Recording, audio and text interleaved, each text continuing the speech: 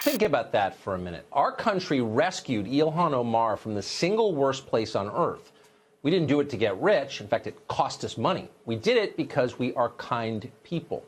How did Omar respond to the remarkable gift we gave her? She scolded us. And is totally changing Minnie Mouse. Disney is putting Minnie Mouse in a pantsuit. That's right. They're getting rid of the skirt. I'll wear my Let's Go Brandon Maybe we can shirt. get Joe Biden to do a push-up contest with us, too.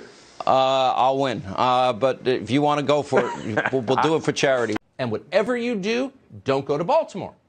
Baltimore is a major American city. It's only about 40 miles from where Jen Psaki lives. It's one of the worst places in the Western Hemisphere. It's a little bit of Haiti in the mid-Atlantic. I mean, they burned villages, raped women, seized children, took the people they defeated, took their lands, scalped people, Jesse. It was a horrible time all across the globe.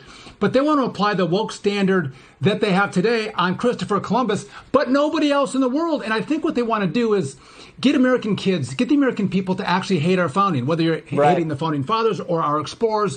If you can get us to hate our country, then they can seep in their socialism and remake this country into something of a Venezuelan failed state. That's exactly. Can I just add this? Go ahead, please. That's exactly right. I just want to say, and the lie isn't just about our past. The real lie is what the conditions for Native Americans right now. The conditions for Native Americans have everything to do with government dependency, cycles of poverty and alcoholism and family breakdowns. And these are things that the Democrats don't want to talk about. A Native American advocacy group has called on Fox News to fire 3 commentators after they made gross, derogatory statements about Native Americans and the country's growing recognition of Indigenous Peoples Day. Well, it's probably Columbus Day where you live, in your house anyway. Progressives against Columbus Day. Kamala Harris says she wants to get rid of Columbus Day. Columbus Day is a celebration of the nation itself. Questionable background of Columbus, which we believe is totally based on false lies and false accusations. I'm Caroline Johnson. Thanks for watching. Illuminative, which is a Native-led nonprofit dedicated to battling toxic misconceptions of Native Americans, issued a statement from its founder and executive director, Crystal Echo Hawk, on certain hosts' quote, abhorrent statements. We strongly urge Fox News to take responsibility and immediate action to address the blatant racism and discrimination driven by their hosts and contributors. The statement goes on. There should not be a television network in the United States that allows people like Jesse Waters, Rachel Campos Duffy, and Sean Duffy to disseminate hate and indoctrinate this country with racism and white supremacy. She fired because she's white. A racially charged comment on a Facebook page cost a local Emmy Award-winning news anchor in Pittsburgh her job.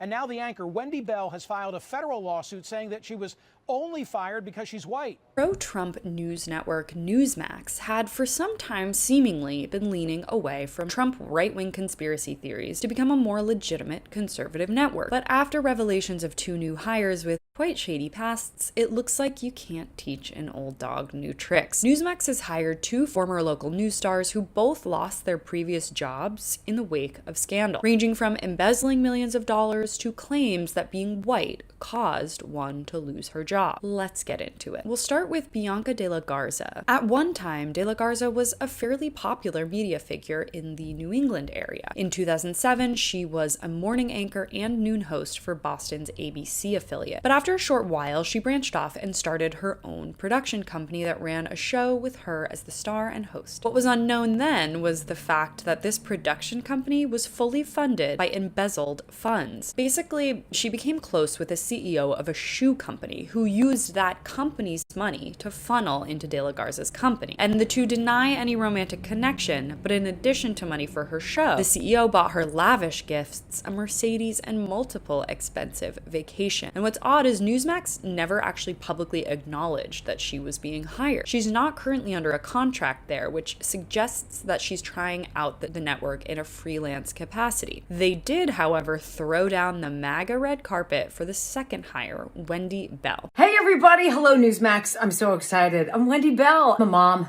I have 5 sons. I live in the same Realville that you guys do, and I care about the same stuff that you care about, the stuff that we're not hearing about on TV enough, the stuff our lawmakers aren't fighting for enough.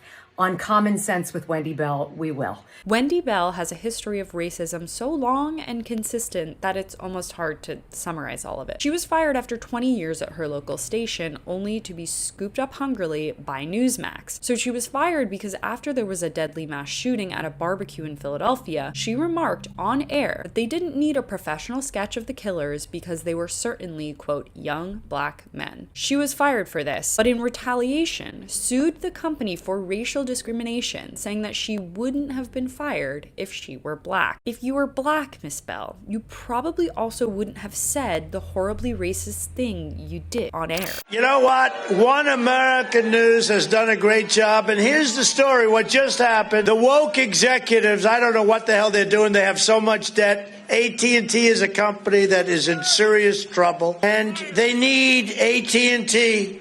And AT&T saying that they may no longer agree to carry this network that's doing very well. They said, please don't mention the word boycott, so I won't mention it. I'm not going to use the word boycott. I will not say boycott AT&T because I promised Robert I will not do it. So I will not say boycott them. If conservatives actually stood by everything they've tried to boycott in the past, there would hardly be anything left for them to use, but the biggest cell phone provider was just added to that list. Donald Trump worked crowds into a frenzy while encouraging them to boycott AT&T in the wake of the communications giant's decision to pull far-right news network OANN from its DirecTV service. Welcome back. Before I leave you tonight, I want to send a quick message to a former fan of the One America News Network, and I say former because this guy used to proudly wear our t-shirts and post about what a great independent network we are, until the woke mob came calling for him and he folded to the pressure like a house of cards. OANN, or One America News, is the right-wing news source that Republicans cling to, as it promoted the stolen election lie among many other far-right conspiracy theories. It has been sued multiple times for spreading fake news, and on Friday, DirecTV made public its plans to not renew its contract, saying the company had made the decision following, quote, a routine internal review. So this is obviously a massive blow to One America News Network's business, as most of its revenue